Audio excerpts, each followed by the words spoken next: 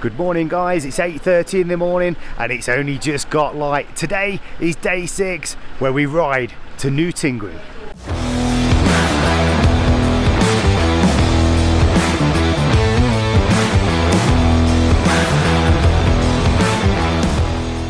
So on today's ride, we ride 330 kilometers and we're going to be going to an altitude of 14,000 feet. So all the guys are getting their bikes prepped and fired up for today's ride. It's a little bit cooler this morning.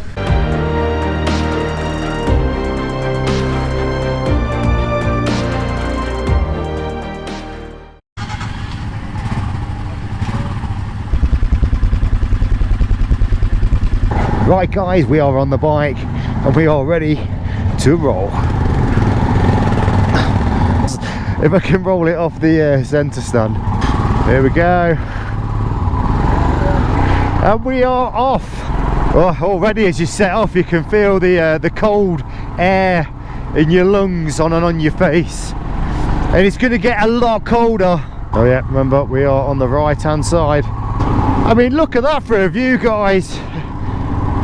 As we turn the corner, I could see that out my hotel window. Snow-capped mountains, absolutely beautiful. I mean, look at that. So I've got my my rucker jacket on today. This is the Explorer. I've got all the vents closed up. We've got a security check post to go through. We've got to go fuel up. And then I think it's pretty much one road of 330 kilometers, which I've just reminded myself I forgot to reset the clock, but we shall do that now, minus a couple of K.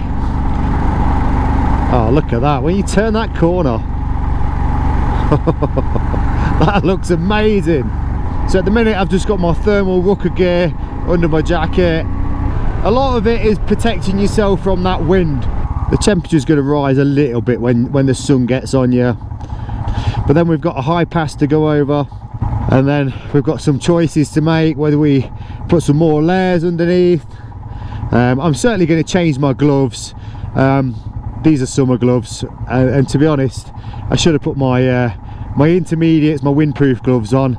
So this is the security checkpoint we've just come to. I noticed my bag was flapping around earlier, so this isn't done up on the pannier. Yeah, it certainly is a little bit brisk this morning. As the sun's hitting that mountain in front, it just looks amazing. So there's a little yak in that field there. Starting to feel slightly guilty this morning because that's what I ate last night. First time I've tried a bit of yak. The food was fantastic, the restaurant we went to. Traditional Tibetan meal, a little bit of everything on a big platter, and we tried a little bit of kind of curried yak, and oh, absolutely amazing food. And we are through. You even get your photo took as you're riding through. I was just saying to the other guys back there at the stop, I've got really bad pins and needles in my fingers. It's one of the side effects from the altitude sickness tablets. We're kind of double dosing in a way. I think when I went to the Indian Himalayas, I was just taking kind of 250 milligrams a day. Now we're doing like 250 milligrams in the morning, 250 milligrams in the evening. It just might have kicked in this morning, but some of the other guys were saying they've had it all in their face, like just a tingling sensation. And I do think we're gonna have some pretty extreme temperatures. Even today it's gonna get cold. We've already started making that climb, but like I was saying in the last video, the roads are really good. There's one of them speed cameras, look. The roads are so quiet, you don't see anybody about. These trees are amazing, they're like a giant sized bonsai. Right, so we got some cattle in the road here. I don't know where Mr. Cow's going. Oh, he's trotting off. Out of the way. So you can see up here where all the average speed cameras are. There goes Scott. He's absolutely flying on that Enfield. One or two of the guys are wearing high vises today as well, and you can spot them a mile away. in my waterproof bag on the back of the bike. I've got 3 pairs of gloves. I've just changed to my intermediate ones now. As we climb the mountain, I might even put my winter gloves on. Like I said, it's not so much about the temperature, but the wind chill. These roads are absolutely fantastic. I mean, I have not seen a car yet. We've rode through a couple of little sort of villages, towns, empty, absolutely empty. We've got the river running to the left of us. I think there still might be the Trusley River. And imagine places like this are completely bleak in the winter. I mean, we're in the month of October and it's getting really cold. Okay, so we've just pulled over to fuel up, and we've done approximately 70 kilometers. So yeah, my hands are absolutely tingling. It's definitely from the altitude sickness tablets we've been taking, because everybody's having the same sort of thing. I can't believe how quiet it is. I mean, we've just kind of rode through a bit of a town, and there's literally nobody about. We've been told they tend to do fueling up sometimes a little bit different here. So yeah, this is what's happening. I think we're just doing one by one. Normally we'd all go in together, and sometimes they would fuel the bikes up with the cans rather than from the pump, but this time they are fueling up from the pump. Just cracked out the winter gloves as well. So with these gloves, it's a 2-layer system. So you've got the warmth and you've got the grip. So if you want the warmth, you can pop your hand in there, and if you want the grip, you can pop your hand in there. Right, let's press on. Yeah, it's amazing how much cooler it is when you start getting moving on this bike. I mean, it looks lovely and sunny, which it is, but that temperature, that wind chill factor is so cold. Wow, look at this lot. It's like a stampede.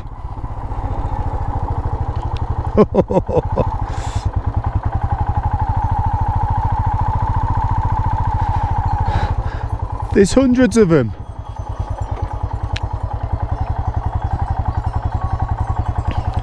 Trying to wind our way up the mountains now.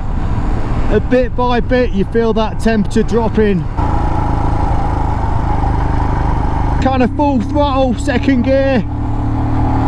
Really have to wait for them revs to build up. As soon as you start entering the corner, I tend to try and get on the throttle. It looks like they're building some sort of tunnel over there. Wow, yeah, look at this. Just gonna check this out. You come to places like this and you can be the only one here. I mean, look at that. Yeah.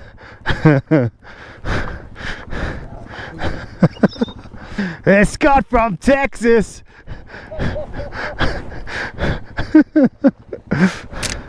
So guys, you can probably see in the background all the snow-capped mountains, and if I turn around, look at that. Hey, I'm kind of getting out of breath, so I'm guessing we've climbed a bit of altitude, but it's time to press on.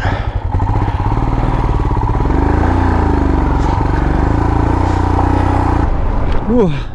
Got to get that visor down. So one of the other things they have in Tibet, which is it's quite funny really, because they just don't look real. They have these kind of fake police cars. I'll just kind of pull over, look. They just pop them on the hilltops and whatnot, and they're just like old scrap cars, and they make them look like police cars, so people just slow down. Maybe from a distance it works. So now we're on the plateau. It's a straight bit of road that runs in between the mountains. So as we just turn the corner, look at that, what a view.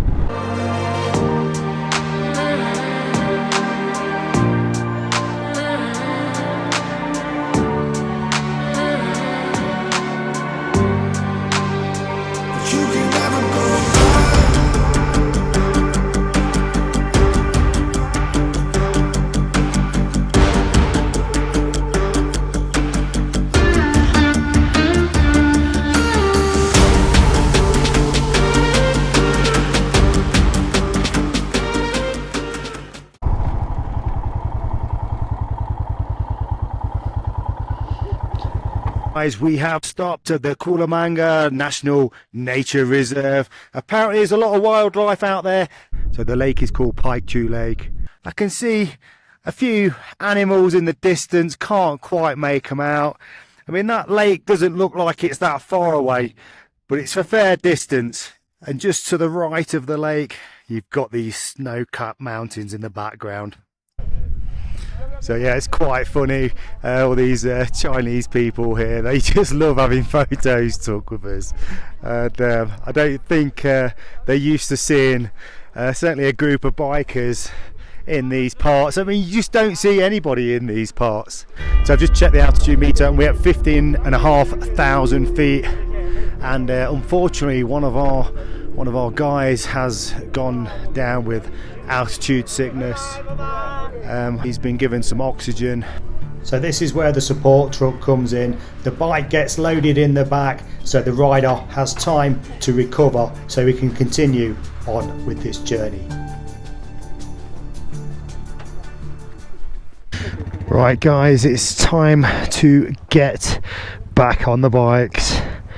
Yeah, nice little stop. This was one of the chai stops. Like I say, the views are just out of this world. Had a few little snacks. If I'm sounding out of breath, it's because we are at 15,500 feet. We have got a man down at the minute though. So altitude sickness can hit anybody at any time. Whether you've been to high altitudes before, whether you're the fittest person in the world, if it hits you, it is horrible. He wasn't well. He's been on oxygen, he's been sick, his bike's been loaded onto the support truck, he's in the back of the support van. He's feeling better, he says, so he's going to sit this one out and hopefully he'll fully recover and be able to continue on with this journey.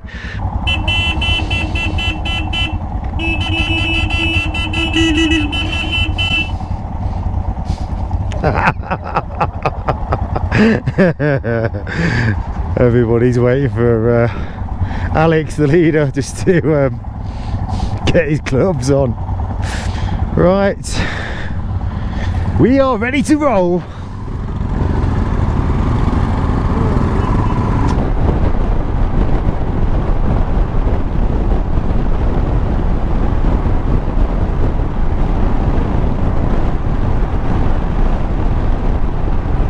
So mileage wise, we've done 126 kilometers and this is the Tibetan plateau.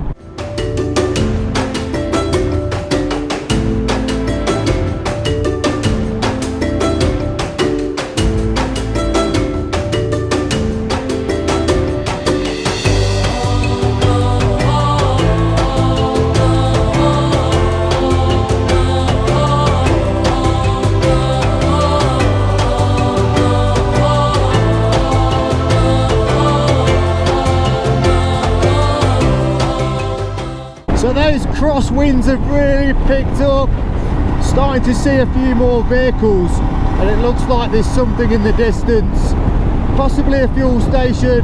It's the first thing I've seen for absolutely miles. That's the first fuel station. So I'm guessing if you're on bikes, you've really got to watch out you don't run out of fuel. Whoa, Yaxin Road, Yaxin Road. Whoa. So yeah, it looks like we're in a bit of a village, very colourful. So we've done 242 kilometres, it's pretty much a straight road. All the locals are out waving to us. Again, you come to these towns and stuff and you just look how empty it is. There's hardly anybody about. Oh, I'm dying to get off the bike. Just need to stand up for a minute. Is there any shops? Can't see anything. You seem to get a lot of, there's a lot of like new buildings that are going up, and it's like they're empty. I mean, there's the police station there. Don't seem to be any action going off. Right, so we're turning in now. Is this a chai stop? Looks like maybe that's a little cafe. We're just testing the water with this one. Yeah, I mean, there you can see the police station, and the only kind of movement is a a couple of cows over there. It's just everywhere, it just seems like a ghost town. There's always the resident cow knocking around. So in Tibet, this seems to be the transport of choice. And we've seen a few of these rolling around the town as well. Strange looking vehicle, but everything seems to have a purpose. And generally these are for the storage on the back. By the looks of it, this is the only place that's open in the whole town. Let's go in and take a look. Ni hao. So the boys have already got their seats ready. So we've got some rice and vegetables to tuck into. This looks great. Right guys, we are fed and ready to roll. Like I said, I think this was probably the only place open in the whole town. The cow's just gone for his little feed, probably got our scraps. And we are off once again. So we've done 243 kilometres, got about 90 to go. Just feeling a little bit warmer. And so far really impressed with the rucker kit. The gloves are fantastic, the jacket and the trousers are working amazing. There's no draft getting in absolutely anywhere, and I think that's the key to these things. Like I said, it's the wind that's cold. So I think at these sort of speeds it shouldn't take too long to get to where we're going in New Tingri, Cowin Road. So yeah, I reckon in about an hour and a half to 2 hours, if the terrain stays like this, we'll be there in no time. Take my time, not want to spook the yaks. They're kind of wandering in the middle of the road and stuff. Are they yaks or cows? I don't think I could tell the difference, to be honest. Yeah, we've kind of passed through one or two places like this. They look very kind of uniform, very similar. Again, not many people knocking around. So we're nearly at the 300 kilometre mark, and to be honest, it's been fairly easy today. I thought it was going to take a lot longer initially, but once we got to this plateau, it's just straight roads. The scenery's been absolutely fantastic. You do ride through one or two kind of small towns, villages, and get to see some interesting things. Was it the sheepies this time? Yeah, there's quite a few of them. I'm not sure I'd want to be a farmer out here. It's cold enough now, never mind through the winter.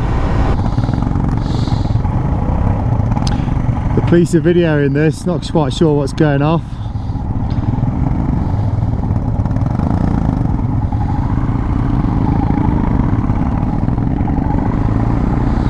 Don't know what that meant, but you just nod. I mean, everybody's friendly enough. I think it's more of an interest. This place looks a little bit more built up. All the signage on the roads and on the shops in Chinese writing.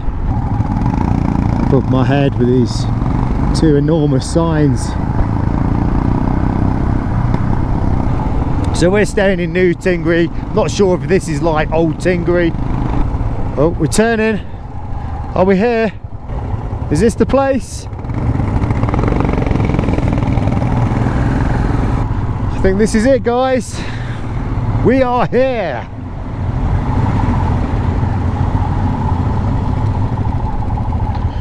Well, as you can see, there's nobody in the car park. There was nobody in the front parking. So guys, we have made it to New Tingri. 330 kilometre ride. Didn't seem that bad, it went quite quick. I think we did it in around the 5-hour mark with a couple of stops. We're only 60 kilometres northwest of Mount Everest here, and you can feel the temperatures have dropped.